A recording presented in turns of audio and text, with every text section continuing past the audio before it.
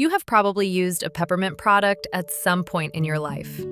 That sharp, cooling sensation the moment it touches your skin or your tongue. What you are feeling is one of the most chemically active compounds in the plant world, doing exactly what it is designed to do. But most people have no idea what pure peppermint oil actually is, what the science says about it, or how to use it without causing harm. That is what we are covering today. Pure peppermint oil is the concentrated essential oil extracted from the flowering parts and leaves of Mentha X piperita, a hybrid plant that is a natural cross between watermint and spearmint. The oil is obtained through steam distillation, a process where pressurized steam is passed through the plant material, pulling out the volatile aromatic compounds. What you end up with is a highly concentrated liquid with a complex chemical profile that has been used in medicine, food, and wellness for thousands of years. The word pure is doing important work in that name. A pure peppermint essential oil contains nothing added. It has not been diluted in a carrier oil, and it has not been cut with synthetic fragrance. But here is the thing most people misunderstand. Pure does not mean safe to use undiluted. This is one of the most concentrated plant preparations you will encounter in herbal medicine, and that concentration demands respect. So what is actually inside the oil? The dominant compound is menthol, which typically makes up 35 to 55% of the total oil. Menthol is responsible for the cooling and analgesic effects. It works by activating cold-sensitive receptors in your skin and mucous membranes, which is why peppermint creates that intense sensation of coolness even without any actual temperature change. Menthone usually contributes another 15 to 30% and adds to the antimicrobial activity. Smaller amounts of menthol acetate, isomenthone, and other compounds round out the profile. There is one compound worth singling out for a specific reason: pulegone. It is present in smaller amounts, but it is hepatotoxic at high levels, meaning it can damage the liver.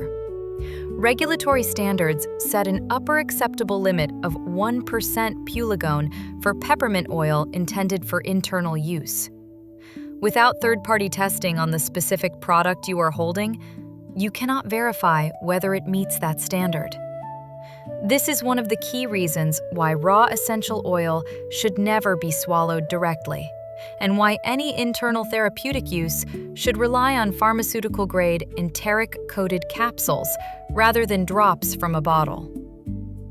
Now let's talk about what the research actually shows, because peppermint oil has more clinical evidence behind it than almost any other essential oil. The strongest evidence by far is for irritable bowel syndrome. The National Center for Complementary and Integrative Health has noted that enteric-coated peppermint oil capsules appear to genuinely improve IBS symptoms in adults. A 2022 review of 10 clinical studies involving over 1,000 participants found that peppermint oil outperformed placebo for overall IBS symptoms and abdominal pain reduction. The European Medicines Agency reached similar conclusions, formally recognizing oral peppermint oil preparations for relieving bowel spasms, flatulence, and abdominal discomfort in IBS patients. The enteric coating on those capsules is not just packaging. It is doing something critical. Without it, peppermint oil dissolves in the stomach, where it relaxes the lower esophageal sphincter and triggers heartburn. The coating holds the capsule intact until it reaches the small intestine, where it releases and acts directly on the smooth muscle of the gut. That antispasmodic action is the mechanism behind the symptom relief. You cannot replicate this by taking drops of essential oil directly. The formulation matters. The second well-supported use is topical application for tension headaches. Clinical studies have found that diluted peppermint oil applied to the temples and forehead is comparable to low-dose acetaminophen for mild to moderate tension headaches. The mechanism is straightforward.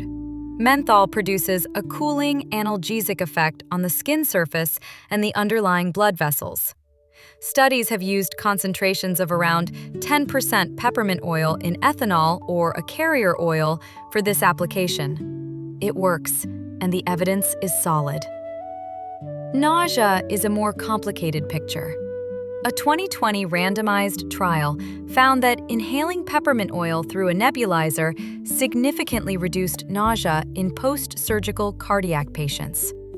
A separate study on morning sickness found no significant effect. What the research suggests is that peppermint aromatherapy may help with certain causes of nausea, but it is not a universal remedy across all types. The evidence does not yet support blanket recommendations. In laboratory settings, peppermint oil has shown antimicrobial activity against a wide range of bacteria and fungi, including some antibiotic-resistant strains. A 2020 review also identified antiviral activity against herpes simplex viruses and influenza type A in vitro studies.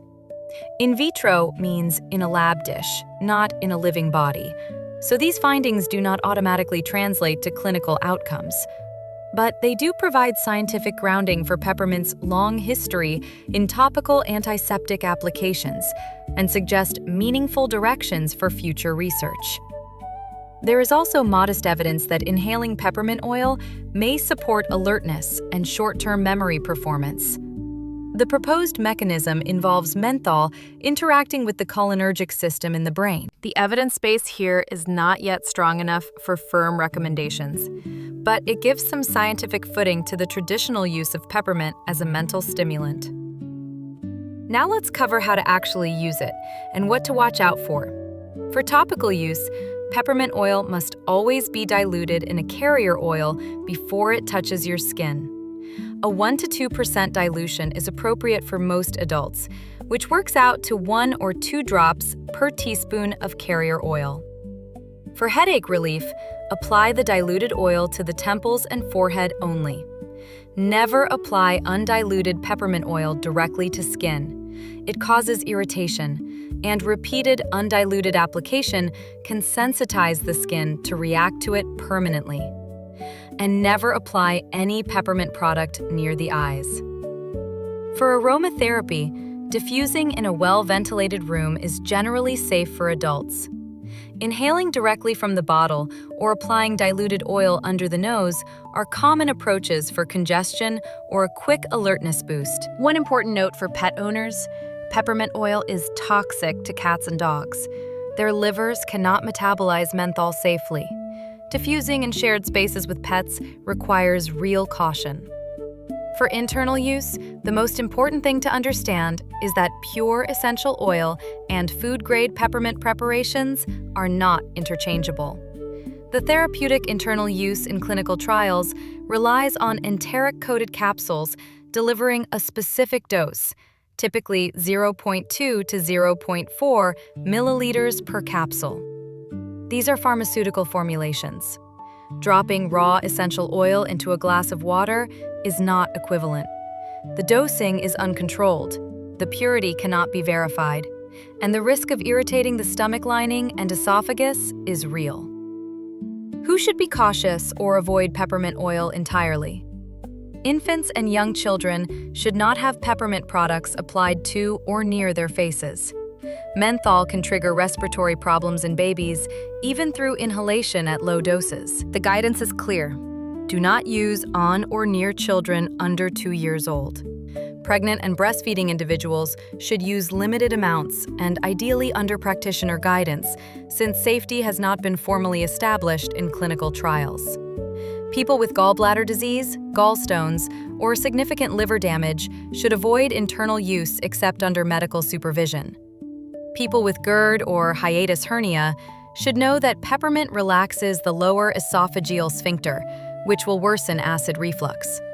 People with epilepsy should avoid it because menthol and the ketone compounds in the oil can affect the nervous system. And anyone with G6PD deficiency should be aware of documented associations between menthol and hemolytic episodes in that population.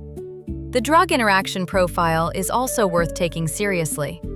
Peppermint oil inhibits the liver enzyme CYP3A4, the same metabolic pathway that grapefruit juice interferes with. This means it can raise blood levels of medications that depend on that pathway for breakdown, including certain blood pressure drugs, statins, and anti-anxiety medications.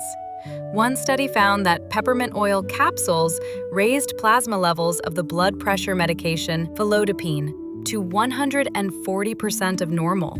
If you take any medication that carries a grapefruit juice warning on its label, speak with your prescriber before adding peppermint oil to your routine. When choosing a quality oil, look for products that list the full botanical name, Mentha X piperita, on the label, along with the country of origin and batch number. Companies that provide GC/MS test results, which stands for gas chromatography and mass spectrometry, are giving you documented proof of what is in the bottle and confirming that it has not been adulterated with synthetic compounds. Store it in a dark glass bottle away from heat and light, which degrade the volatile compounds over time. The bottom line on pure peppermint oil is this: it is one of the most useful and well-researched herbal preparations available, with genuine clinical backing for IBS, tension headaches, and topical antimicrobial applications. The traditional record, stretching back through ancient Greece, Rome, and Egypt, adds meaningful weight to those findings. But it is also one of the most concentrated plant preparations you will encounter, and concentration means risk when it is not respected. Dilute it for skin use. Use enteric-coated capsules rather than raw oil for any internal application. Keep it away from children and pets. And if you take prescription medications, check the interaction profile before you add it to your routine. Used with that level of awareness, peppermint oil is a genuine and versatile plant ally. Used carelessly, it is one of the more likely essential oils to cause problems. Know the difference, and you will get the benefits. If you found this useful, subscribe to the channel for more evidence-based herbal content. And drop a comment below if you have a specific use for peppermint oil you want us to cover in depth.